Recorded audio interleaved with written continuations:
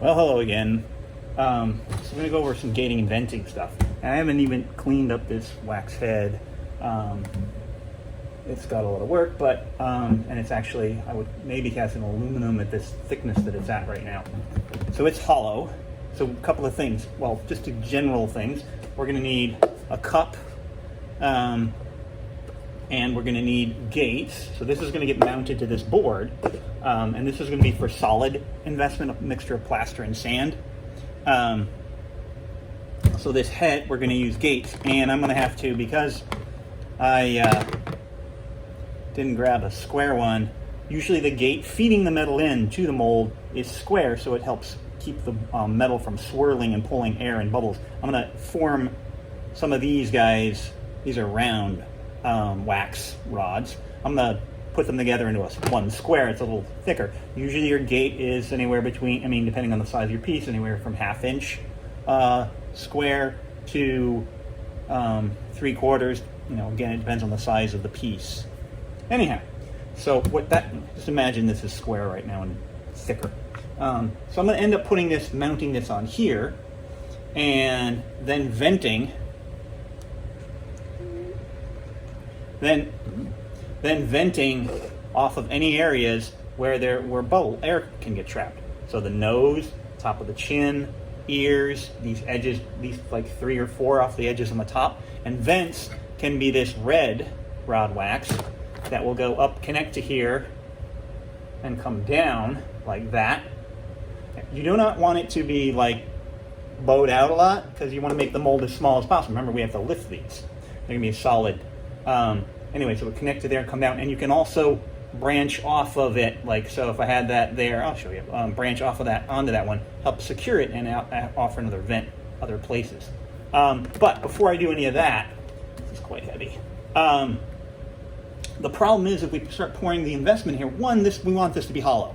So we need investment material to get inside, so that this stuff is the only thing. Now, another way to do it would be to gate it like this. Well, I might do that. A little harder to balance right now. Gate it like that, coming up like this. Either way, I'm going to have to cut a hole somewhere to allow the investment to flow through. If I did it like this and we pour it in, this whole thing is going to be full of air, okay? And if it's full of air, and then we melt out the wax, we have a big solid opening, big wide, not solid, but air, emptiness opening that will become a solid cast. It probably won't cast so well, have defects, and it'll also be a lot heavier, depending, and more expensive, especially with bronze. It probably would have flaws from, what'll happen is, there's not a lot of times shrinkage, a lot of noticeable shrinkage when you're this thickness all the way through, like 1/4 inch or less. When you cast, if it were solid like that, imagine this all full of molten metal, it's going to cool on the outside first, and then slowly inside will start to cool, and that can create disruptions and pull that layer and do all kinds of weird things. So anyway, and my ear is too short on this, low on, All right, anyhow, so we'll just use this as an example. But I'm going to cut an opening out of there. Either way, I want to have that metal, plaster investment material flow through, so it fills the head.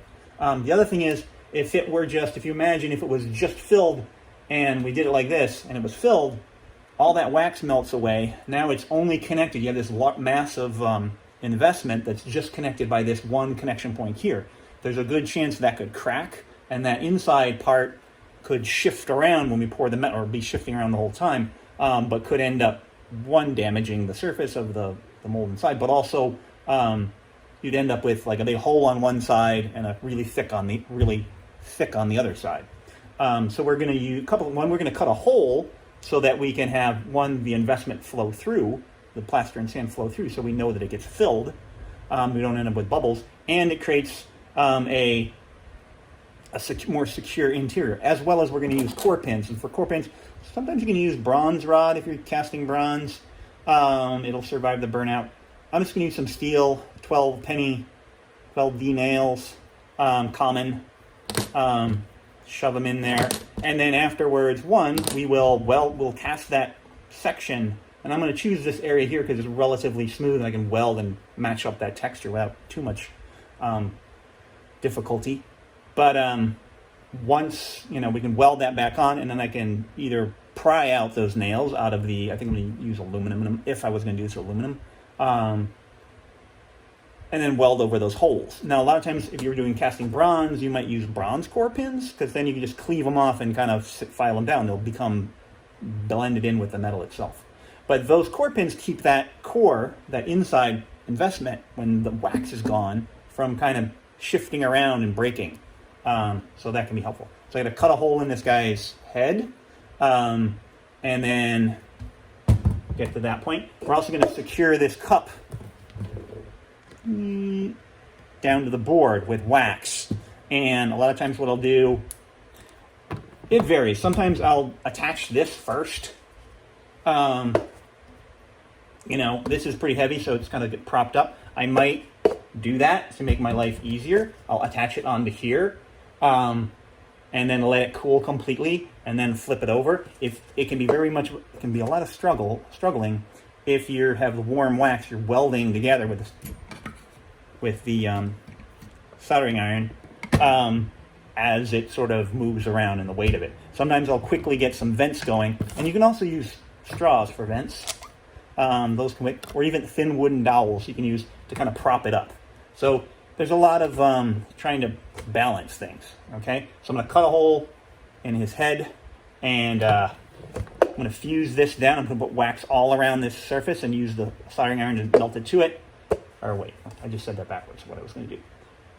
If your thing is smaller, I would put this down first. Larger, you might want to put that on there first, because it's gravity. You're not fighting gravity as much. Anyway, all right, so I'm going to work on that and show you what that looks like, but we will stop.